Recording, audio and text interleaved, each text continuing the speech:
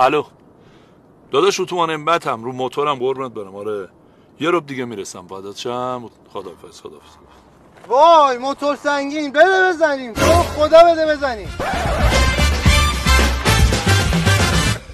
یه لحظه تو رو خدا وایس. من موتور سنگین دوست دارم.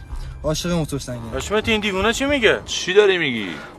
بده بزنم. تو رو خدا من عاشق موتور سنگین. چی رو بدم بزنی؟ چی میگی تو؟ من موتور سنگین دوست دارم. بده یه چرخی بزنیم، یه دوری بزنیم. تو رو خدا. به سر خوب تو اصلا سنت 2 رقمی شده؟ اصلا میتونی اینا رو برونی؟ حالا یه چرخ بزنی. چه فکری کردی؟ برو بشین بستنی تو بخور. برو. این آبیا رو دوست دارم. هایبوسا دیگه تکی دیگه. بده یه دور بزنم باش دیگه. حشمتی بچه‌ست دلشو شاد کن. بده یه دور بزن. ولی هایبوسا نه. میخوای با این دور بزن. فکر فرارم نکنی ها. دیگه به خاطر تو دیگه.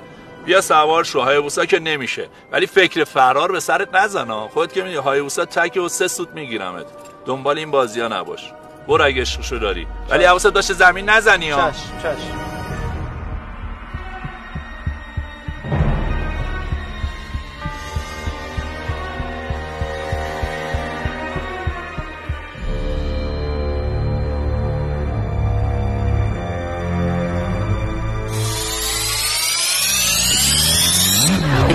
این چه بچه بود یه چرخ میزنه میده الان نفسی رو داره جو قرمزه همون مهریز که یه دافی قربه همه متوجه میشن و متفرق چیزی توی جیبای ما تقامار دسته بچه گربه میشه من جلو کلان از بچه های خوبی که ما میشی فدا هیچ باز میده فکر کنه مهندسه.